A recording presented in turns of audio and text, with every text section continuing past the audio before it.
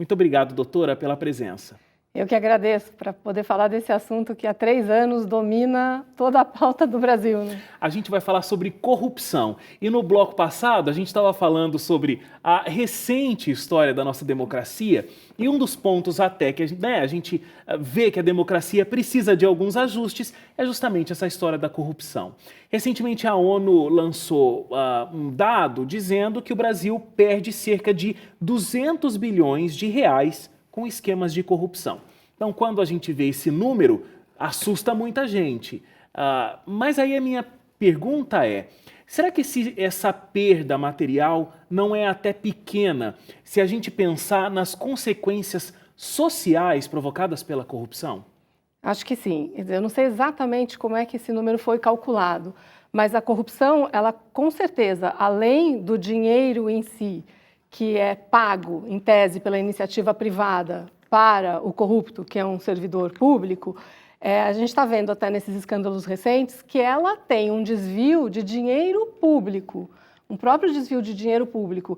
Então, do ponto de vista até jurídico, a corrupção deixou de ser um crime considerado um crime só contra a administração da justiça, que viola a moral, a administração pública, que viola a moral da administração pública, e passou a ser visto como um crime que viola os direitos humanos. E nessa perspectiva de um crime que viola direitos humanos, estão avaliadas essas consequências sociais, que são consequências desde serviços públicos que deixam de ser prestados, até essa própria sensação de desconfiança das pessoas em relação às instituições.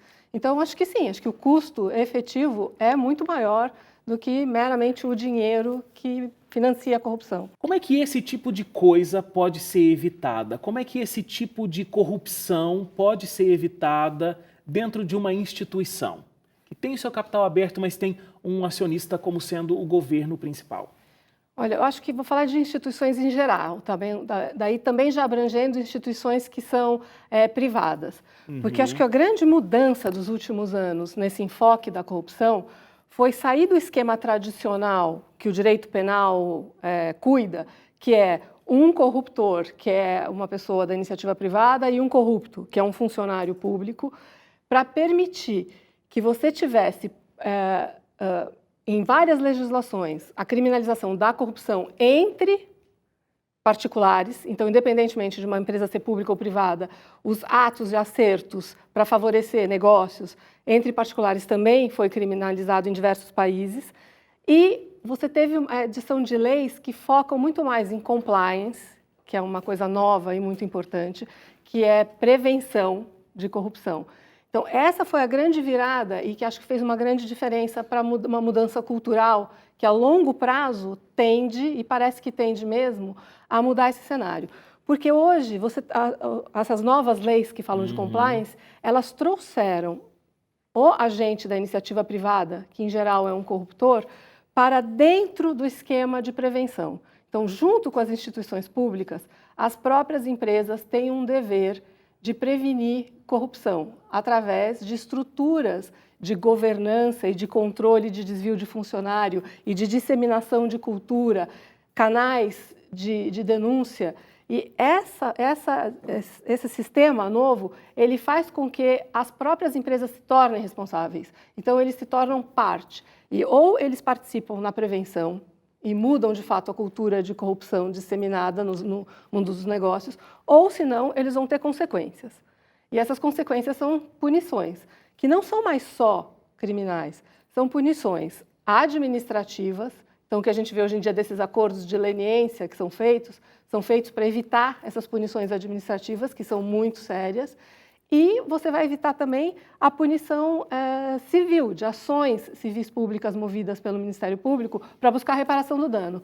Esse sistema parece ser um sistema a longo prazo mais efetivo de combate e prevenção à corrupção. Claro, ele não está descartando o sistema penal continua existindo, mas ele vem como uma intervenção acessória para punir e reprimir os atos mais graves mesmo com o modelo tradicional de direito penal. Tá. Tem algumas coisas aí que eu quero entender, mas deixa eu fazer uma pergunta fora daqui, que é o seguinte: se a corrupção dentro das empresas privadas, elas também sempre aconteceram? E aí você está até contando que agora existe todo um trabalho de prevenção que eu quero entender melhor.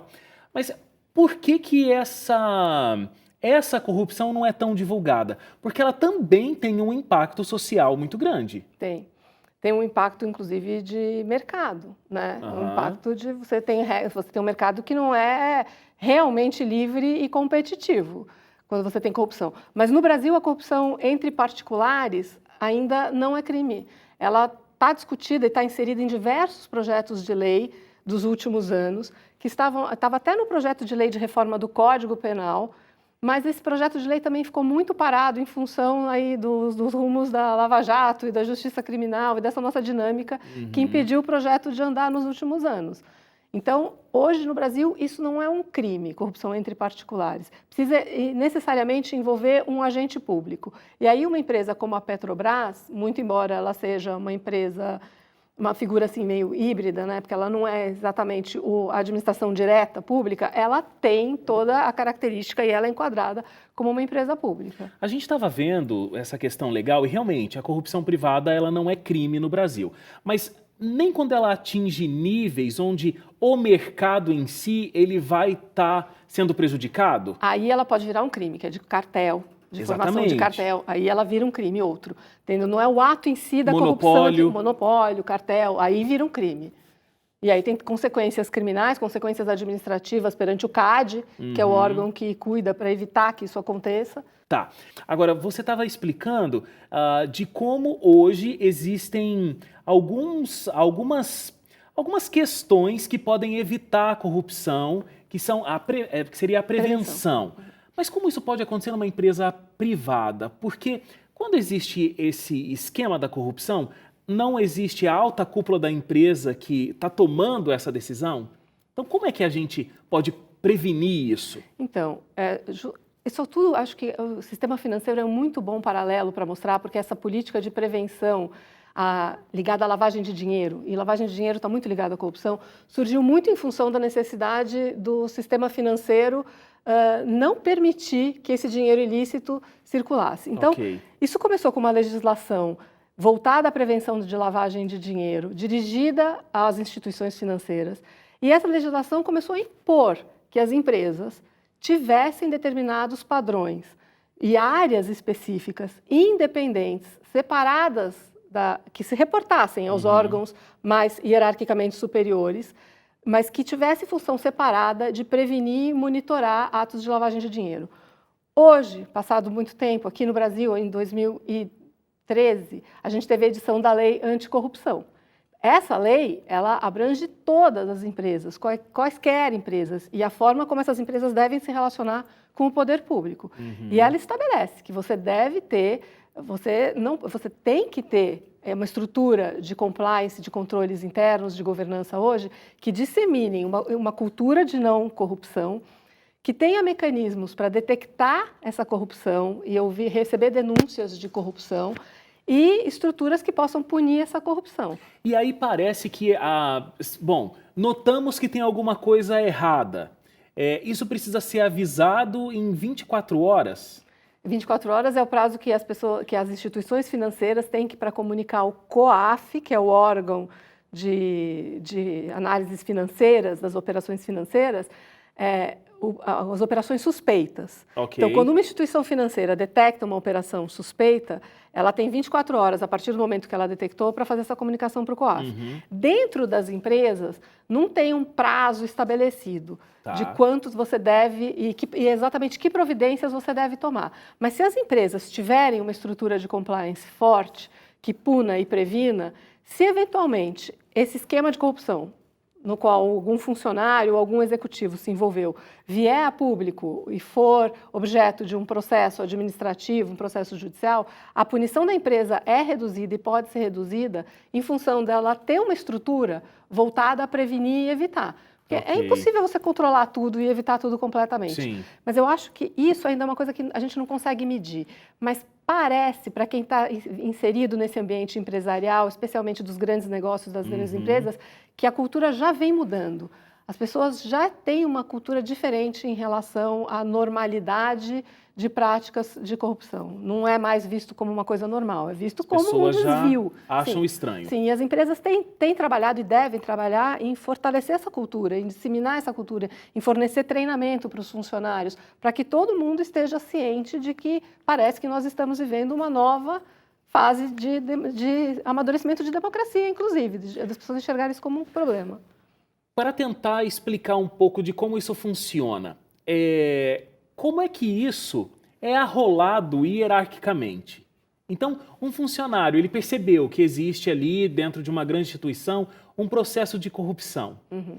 Como é que ele pode fazer com que isso não aconteça mais? Como é que isso se dá dentro de uma empresa? Em geral, através dos canais de denúncia interna. Existe um canal de denúncia onde a pessoa nem precisa ser identificada. Exatamente, anônimo, que é, em geral, cuidado por um órgão como uma ouvidoria, uma coisa assim, uma inspetoria interna, e que tem independência e autonomia, se reporta só para a alta administração, porque tem que prestar contas, mas tem independência e autonomia para apurar e levar a uma decisão interna, se é uma coisa centralizada, focada em algum funcionário específico, se é uma coisa mais ampla. É interessante porque a gente fala de corrupção como sendo um grande câncer da nossa nação, né? E falando no bloco anterior, retomando mais uma vez, onde a gente estava falando da recente história da democracia e de como às vezes até pela corrupção parece que a democracia realmente não é uma boa opção, não está dando certo, mas é uma coisa só do Brasil, né? Eu tenho um dado aqui, olha, o Brasil ele está na 76ª posição e são 168 países. Então, a gente nem está tão bem colocado assim e a gente tem muitos países que também passam por esse mesmo problema. E eu acho que a mudança cultural é maior. Acho que se você não passa por um processo de democratização e não se sente cidadão e não vira cidadão, você naturalmente tem uma visão diferente da corrupção. Quando você se sente súdito ou você está sob um regime totalitário, você nem sente como a corrupção te afeta os seus direitos como cidadão, afeta a sua vida em sociedade. Você nem tem muito essa noção, nem voz. Porque a sua decisão não conta. Não conta. Então, você precisa estar num país democrático e precisa viver muito tempo a experiência democrática para essa mudança ir acontecendo. Acho que a legislação ajuda. Né, essa nova legislação anticorrupção, eu acho que ela vai ajudar muito nessa mudança cultural. Mas isso também é um processo histórico, que tem um tempo histórico para mudar e que não é o tempo necessariamente de uma vida, a nossa vida. É uma construção. É uma construção, é isso. Doutora, muito obrigado pela presença. Foi muito bom. Eu. Foi esclarecedor, porque a gente fala pouco de corrupção dentro das empresas privadas, mas é importante ressaltar o quanto ela afeta, né, a economia nacional, e isso vai afetar o bolso de cada cidadão. Um de nós, como a gente tem que se sentir vítima disso. Exatamente. E não deixar. Muito obrigado.